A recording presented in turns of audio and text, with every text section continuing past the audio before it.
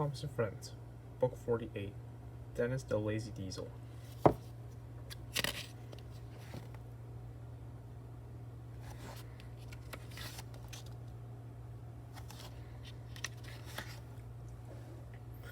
This is a story about Dennis, a very lazy diesel engine.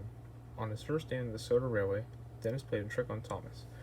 But when he really got into trouble, was anyone there to help?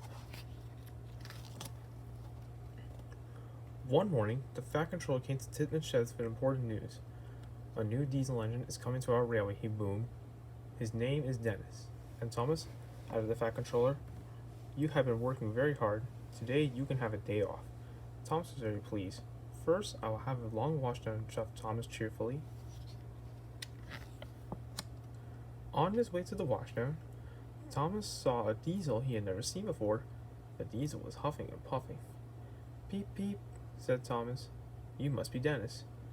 What's the matter? These trucks are too troublesome. I can't shun them, huffed Dennis. It's my day off, whistled Thomas, but I'll help you. Dennis watched Thomas biff and bump the trucks into line. All done, puffed Thomas. It was hard work. When he had finished, he was very tired. Thank you, Thomas, said Dennis, and he watched Thomas chuff away. Thomas arrived at the washdown. Soon he was covered in big bubbles. Thomas was feeling very jolly on his day off. He started puffing to himself. Shiny and bright, shiny and bright. That's what I want to be to start my day right, he chirped cheerfully.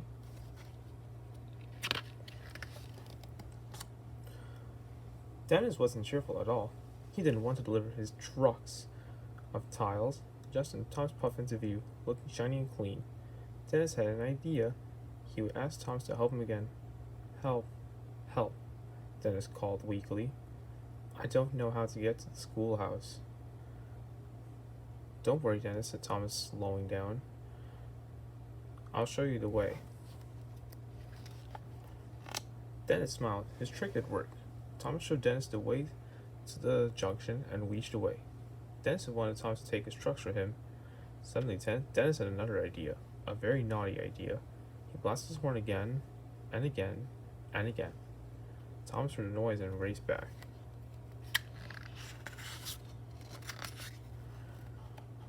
Help, cried Dennis. I'm overheating.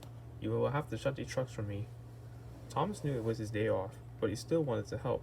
Don't worry, puffed Thomas. I'll find another engine to help you on my way to Block's Cove. And Thomas hurried away. Dennis was cross. He uncoupled himself in the trucks. Now another engine will have to take him, he thought. Dennis sped away. He didn't care about the tiles, and he didn't care about Thomas. All he cared about was getting far away from his work. His wheels were spinning faster and faster. And then there was trouble.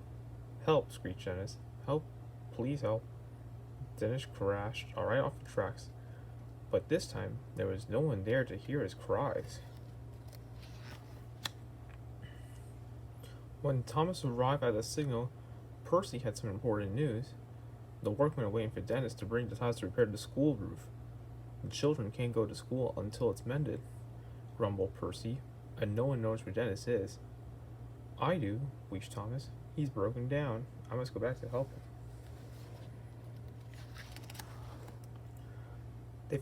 Thomas found Dennis wheel deep in a muddy ditch. I thought you broke down at the junction, huffed Thomas. And where are your trucks? Dennis looked very shamefaced. He felt bad for what he had done. I tricked you, said Dennis quietly. There's nothing wrong with me at the junction. I didn't want to pull those heavy trucks. I'm a really lazy engine, sniffed Dennis. Dennis's wheels wobbled. His diesel oil dripped, and he had a very long face. Thomas decided to help one more time. I'll pull you back onto the tracks, puffed Thomas. Then I'll be your back engine.